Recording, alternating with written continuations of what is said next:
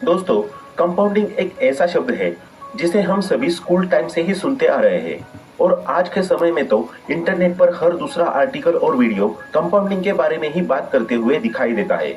लेकिन इसके बावजूद भी अधिकतर लोगों को इसका सही इस्तेमाल कैसे करें, इस बारे में कुछ पता नहीं होता है। वे अक्सर जिंदगी भर पैसा कमाने के बाद भी करोड़पति नहीं बन पाते और न ही कभी फाइनेंशियली इंडिपेंडेंस की अपनी जर्नी पूरी कर पाते हैं, क्योंकि उनके द्वारा लिए गए ज्यादातर फाइनेंशियल डिसीजंस जाने अनजाने में कंपाउंडिंग की थियरी के अगेंस्ट हो जाते हैं। तो आज के इस वीडियो में हम इसी प्रॉब्लम को दूर करने के लिए कंपाउंडिंग के एक ऐसे फॉर्मूले के बारे में बताने वाले हैं जो आपको जल्द से जल्द करोड़पति बनाने में मददगार साबित होगा। ये एक ऐसा फॉर्मूला है जिसके लिए आपको बस 8 साल काम करना होगा और उसके बाद जिंदगी भर आराम ही आराम। कंपाउंडिंग के इस फॉर्मूले को बेहतर तरीके से समझने के लिए हम एक स्टोरी का सहारा लेंगे। तो चलिए शुरू करते हैं। ये कहानी है 3 दोस्तों की, ऋषभ, शरद और कार्तिक की। तीनों दोस्त एक ही कॉलेज में एक ही क्लास में साथ साथ पढ़ते हैं। तीनों का याराना इतना पक्का है कि उनकी दोस्ती की मिसालें पूरे कॉलेज में दी जाती है। कॉलेज के लास्ट ईयर तक तीनों दोस्त साथ ही रहे। फिर जब करियर की बात आई तो तीनों को अलग अलग डायरेक्शन में जाना पड़ा। ऋषभ ने अपनी फ्रीडम को प्रायोरिटी देते हुए फ्रीलांसिंग करना चुना। वही शरद ने अपने पैशन को फॉलो करते हुए एक एडवर्टाइजिंग एजेंसी में एज अ राइटर ज्वाइन कर लिया। अब बचा कार्तिक, तो उसने कॉलेज प्लेसमेंट के थ्रू ही अपने करियर को दिशा देना सही समझा, इसलिए उसने एक सॉफ्टवेयर कंपनी में प्लेसमेंट ले लिया। इस तरह तीनों दोस्तों ने अपनी जर्नी की शुरुआत करी। काम में बिजी हो जाने के कारण उनका 1 साल बिना मिले ही गुजर गया। इस 1 साल में ऋषभ और शरद फाइनेंस के गणित को समझने की कोशिश कर चुके थे और उन्होंने ये जान लिया था कि केवल मंथली सैलरी से काम नहीं चलने वाला। इसलिए उन्होंने अपनी मंथली सैलरी से कुछ कुछ सेविंग्स करना शुरू कर दी और उन्हें किसी अच्छी जगह इन्वेस्ट करना भी स्टार्ट कर दिया। वही दूसरी ओर कार्तिक एक बहुत ही हम्बल बैकग्राउंड से बिलोंग करता था और अभी तक उसका माइंडसेट भी वही टिपिकल मिडिल क्लास वाला बना हुआ था। इसी वजह से उसे लगता था कि इन्वेस्टमेंट वगैरह सब फालतू की चीजें हैं, खाओ पियो मौज करो और यही जीवन है, बाकी सब तो मोह माया है। अपनी इसी फिलोसॉफी को फॉलो करते हुए कार्तिक ने एक महंगे से पॉश इलाके में अपने लिए एक फ्लैट रेंट पर ले लिया और फिर वहां से ऑफिस तक जाने के लिए एक चमचमाती ब्रांडेड कार ईएमआई पर खरीद ली। हर महीने उसके पास 1 लाख रुपए सैलरी के आते थे, जिन्हें वो पार्टी करने में, नए नए एक्सपेंसिव मटेरियल खरीदने में यूं ही उड़ा देता था। इसके अलावा मंथ के एंड में जब उसका बैंक अकाउंट पूरी तरह खाली हो जाता था तो वो खर्चों को पूरे करने के लिए क्रेडिट कार्ड का इस्तेमाल भी बिना कुछ सोचे समझे करता था। अब 1 साल बीत गया। तीनों दोस्तों ने प्लान किया कि काफी दिनों से मुलाकात नहीं हुई है, तो क्यों ना किसी अच्छी सी जगह पर चलकर डिनर किया जाए।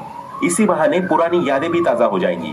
तीनों दोस्तों ने मिलकर एक रेस्टोरेंट डिसाइड कर लिया और सही समय पर वहां पहुंच गए। इतने दिनों बाद मिलने पर तीनों बहुत खुश हुए और उनकी बातचीत का सिलसिला भी शुरू हो गया। काफी देर इधर उधर की बातें करने के बाद उन्होंने सैलरी और फाइनेंस पर बात करनी शुरू की। कार्तिक ने पूछा, भाइयों कैसा क्या चल रहा है करियर, कुछ पैसा वैसा आ रहा है या नहीं? इस पर ऋषभ और शरद ने जवाब देते हुए कहा, हाँ भाई, आ जाता है महीने का 70-75 हजार और उसमें से कुछ परसेंट सेव करना और इन्वेस्ट करना भी शुरू कर दिया है। ये सुनकर कार्तिक को हंसी आ गई और कहा, 70 हजार में से भी सेविंग्स? यहाँ मैं 1 लाख रुपए महीने का कमाता हूँ और फिर भी मेरे पास कुछ नहीं बचता और तुम दोनों 70 हजार में से भी बचा रहे हो। कमाल है यार। मेरे हिसाब से तो तभी इतने कम पैसों में सेविंग्स और इन्वेस्टिंग पॉसिबल है जब सारे जरूरी खर्चे रोक दिए जाए। इस पर ऋषभ कहता है, नहीं भाई, ऐसा नहीं है। मैं अपने पैसे और लाइफ को मैनेज करने के लिए 80-20 रूल को फॉलो करता हूँ। महीने का जितना भी पैसा मेरे पास आता है उसका 80% मैं अपने हाउस, ग्रोसरी बिल्स जैसे जरूरी चीजों पर खर्च करता हूँ और बचा हुआ 20% पैसा मैं इन्वेस्ट कर लेता हूँ। जैसे हर महीने फ्रीलांसिंग से मैं लगभग 70 हजार रुपए कमा लेता हूँ, तो उनमें से 80% यानी कि 56 हजार रुपए रोजमर्रा की चीजों पर खर्च कर लेता हूँ और बाकी का 20% यानी कि 14 हजार रुपए इंडेक्स फंड में इन्वेस्ट कर देता हूँ। ऋषभ की बात को आगे बढ़ाते हुए शरद कहता है कि भाई मेरा भी कुछ ऐसा ही है। फालतू के खर्चों को मैंने बिल्कुल जीरो कर दिया है। फ्लैट की जगह मैं एक छोटा सा रूम लेकर रहता हूँ। कार मैंने खरीदी नहीं, ज्यादातर मेट्रो से आना जाना प्रेफर करता हूँ। जब जरूरत महसूस होती है तो कैब बुक कर लेता हूँ और ईएमआई के चक्करों से मैंने खुद को दूर ही रखा है। यही वजह है कि मैं कंपाउंडिंग के 8-4-3 रूल को फॉलो करते हुए हर महीने 30 हजार रुपए इन्वेस्ट कर देता हूँ। ऋषभ और शरद की बातें सुनकर कार्तिक चौंक गया। वो बोला, क्या तुम लोग अभी से बूढ़े लोगों जैसी बातें करने लगे हो? अभी तो हम जवान हैं, ये टाइम होता है एंजॉय करने का, ऐश करने का। कहाँ तुम अभी से इन्वेस्टमेंट और सेविंग्स के चक्करों में फंस रहे हो। और भाई शरद, तू क्या ये फालतू कंपाउंडिंग जैसे झमेलों में इतना पैसा डाल रहा है? ये सब स्कूल बुक्स और कहानियों में ही अच्छा लगता है, असलियत में इनसे कोई अमीर नहीं होता। ये सब कैलकुलेशन में ही मैजिक दिखा पाती है, असलियत में तो ये लोगों का पैसा डूबता ही है बस। कार्तिक को बीच में ही टोकते हुए ऋषभ बोला, भाई ऐसा बिल्कुल भी नहीं है, शरद जो कर रहा है बिल्कुल ठीक कर रहा है। कंपाउंडिंग की पावर अभी तूने देखी नहीं है, इसलिए तू ऐसी बात कर रहा है। दुनिया के बड़े से बड़े इन्वेस्टर्स आज इसलिए अमीर है क्योंकि उन्होंने कंपाउंडिंग की प्रोसेस पर विश्वास रखा और अपने पैसे को अच्छी जगह पर इन्वेस्ट किया।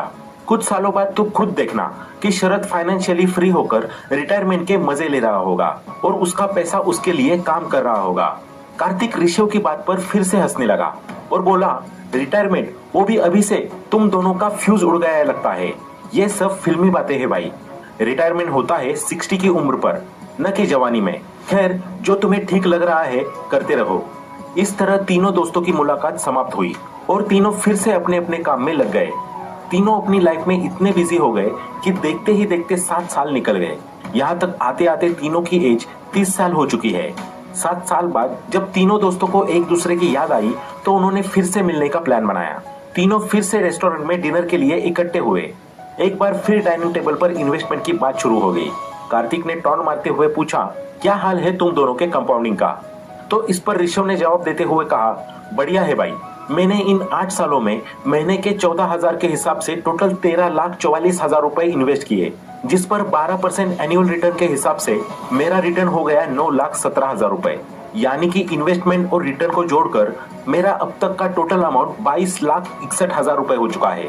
वही अगर शरद की बात करें तो 30,000 रुपए पर मंथ के हिसाब से उसने अभी तक 28,80,000 रुपए इन्वेस्ट कर दिए हैं और 12% रिटर्न के हिसाब से उसका रिटर्न हुआ 19,65,000 रुपए। अगर इन्वेस्टमेंट और रिटर्न को जोड़ दिया जाए तो अभी तक का उसका टोटल अमाउंट 48,45,000 रुपए हो चुका है। ऋषभ की यह बात सुनकर कार्तिक का चेहरा फीका पड़ गया। वो हैरान था कि इन दोनों से ज्यादा पैसा कमाने के बावजूद भी मेरे पास आज कुछ नहीं है। और एक तरफ ये दोनों है जिसमें से एक के पास लगभग 23 लाख रुपए है तो दूसरे के पास 48 लाख रुपए। कार्तिक को लगने लगा कि वो गलत था और उसके सारे डिसीजंस भी ठीक नहीं थे। इसलिए उसने शर्मिंदा होते हुए शरद से पूछा, भाई वो बताना 843 रूल ऑफ कंपाउंडिंग क्या था? शरद ने मुस्कुराते हुए कहा, भाई कुछ साल और रुक जा, फिर तुझे खुद समझ आ जाएगा। अगले 4 साल बाद तीनों दोस्तों की एक बार फिर मुलाकात हुई। अब जब बात फाइनेंस और रिटर्न पर पहुंची तो तब तक कंपाउंडिंग के मैजिक से ऋषभ के पास टोटल अमाउंट 45 लाख हो चुका था। वही दूसरी ओर शरद की बात की जाए तो उसके पास टोटल अमाउंट 96 लाख रुपए हो चुके थे, यानी कि पहले से लगभग 2 गुना। इस अमाउंट को सुनकर तो कार्तिक के होश ही उड़ गए। उसे अपनी गलतियों पर और पूरी जिंदगी फिजूल खर्चे करने पर पछतावा हो रहा था। उसे कंपाउंडिंग की पावर का एहसास हो चुका था। इसके बाद उनकी एक और मुलाकात हुई अगले 3 सालों बाद। तब तक ऋषभ का टोटल अमाउंट बढ़कर 70 लाख हो चुका था और दूसरी ओर शरद 1 करोड़ का आंकड़ा पार करते हुए 1,51,00,000 रुपए तक पहुंच चुका था, यानी कि स्टार्टिंग के 8 साल के टोटल अमाउंट का 3 गुना। कार्तिक को अब शरद की कही वो बात याद आ रही थी कि भाई कुछ साल और रुक जा, तुझे अपने आप समझ में आ जाएगा कि कंपाउंडिंग का 843 रूल क्या है। और वो दिन आ चुका था जब कार्तिक समझ गया कि 843 रूल क्या है और मैजिक ऑफ कंपाउंडिंग क्या है। वो समझ गया कि पहले 50 लाख कमाने में शरद को 8 साल लगे, वही दूसरे 50 लाख उसने पावर ऑफ कंपाउंडिंग से अगले 4 साल में ही कमा लिए और तीसरे 50 लाख कमाने में तो उसे मात्र 3 साल ही लगे। यही है कंपाउंडिंग का असली पावर, जितना ज्यादा टाइम उतना ही ज्यादा रिटर्न। इसी पावर के दम पर आज शरद के पास पूरे 1.5 करोड़ रुपए थे, वो भी मात्र 15 सालों के पीरियड में। अब वो चाहे तो 37 की उम्र में रिटायरमेंट लेकर खुशी खुशी अपनी पूरी लाइफ एंजॉय कर सकता है। उसे कोई भी काम करने की जरूरत नहीं है। अब तो उसका पैसा ही उसके लिए और पैसा कमा कर ला सकता है। वो चाहे तो छोटे छोटे मल्टीपल बिजनेसेस खोल सकता है जो उसे जीवन भर पैसा कमा कर देंगे। दोस्तों, दुनिया के जाने माने इन्वेस्टर और बिजनेसमैन वॉरेन बफेट ने भी कंपाउंडिंग के 843 रूल का इस्तेमाल करते हुए अपने टीनेज में ही इन्वेस्टमेंट करना शुरू कर दिया था। वो अक्सर लोगों को सलाह देते हैं कि ज्यादा से ज्यादा कंपाउंडिंग का उपयोग करें और अपनी फाइनेंशियल जर्नी को सक्सेसफुल बनाएं। ट्रेडिंग जैसे शॉर्ट टर्म लालच में न पड़े। अगर रियलिटी में पॉजिटिव रिजल्ट्स और मैक्सिमम रिटर्न चाहते हैं तो बेहतर होगा कि लॉन्ग टर्म इन्वेस्टमेंट को चुनें और इंडेक्स फंड जैसी सेफ जगह पर निवेश करें। तो दोस्तों, आज के इस वीडियो में इतना ही। आशा करते हैं कि आपको ये वीडियो पसंद आया होगा। वीडियो पसंद आया हो तो लाइक करें, शेयर करें और आगे भी ऐसे वीडियोस देखने के लिए हमारे चैनल को सब्सक्राइब करना ना भूलें। Thanks for